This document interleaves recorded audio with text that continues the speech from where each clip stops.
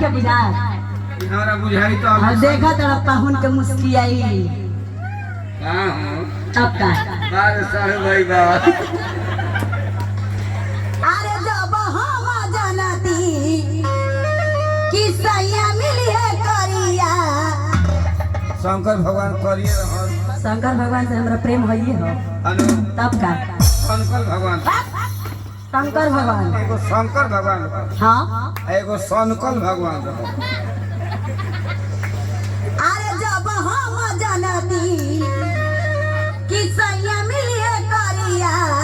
अच्छा अरे चढ़ल तिलक फेर वही दी कुमारे रही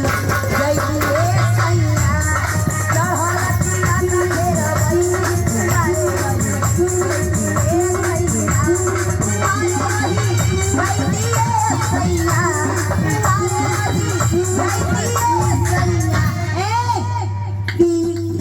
अरे हमर बात सुनबा आओ का कही आओ का कर तू अरे नैहर में का कर तू अरे नैहर में खूब कोड़वई थी कुमारे रही जैती रे सैया नैहर में खूब कोड़वई थी कुमारे रही जैती रे सैया कुमारे रही जैती रे सैया कुमारे रही जैती रे सैया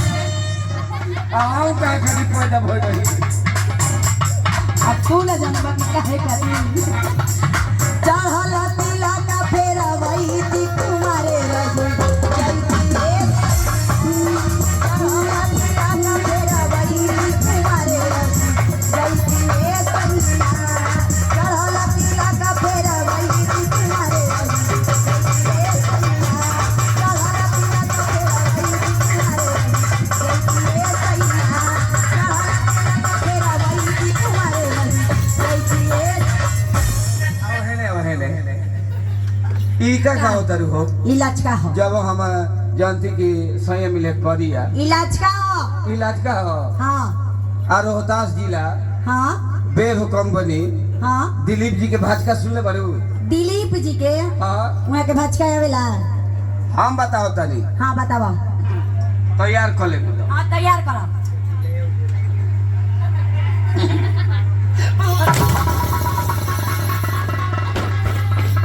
डेराइनी ना ये भाजका हो काहे न रे रही अभी ससुराल के गाजका शुरू करब नु हाँ तो पुल के नीचे हो जाएगी कैसे अरे जब हम जानती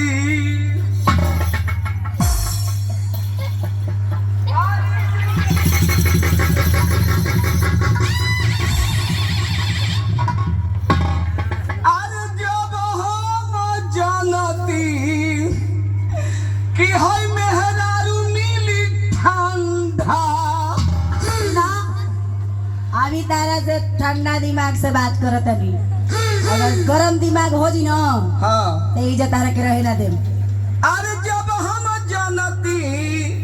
कि हई मेहरारू मिली ठंडा तो जानता रू का करती का करतो अरे सेजिया पो का अरे सेजिया पो ले आईती अंडा गरम होई जाई तुरे राती सेजिया पो ले आईती अंडा गरम होई जाई तुरे राती सेजिया पो ले आईती अंडा गरम होई जाई तुरे राती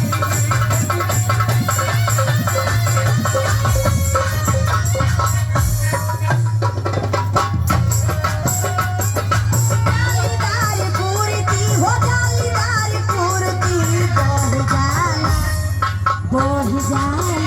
हमरा राजा जी के फूल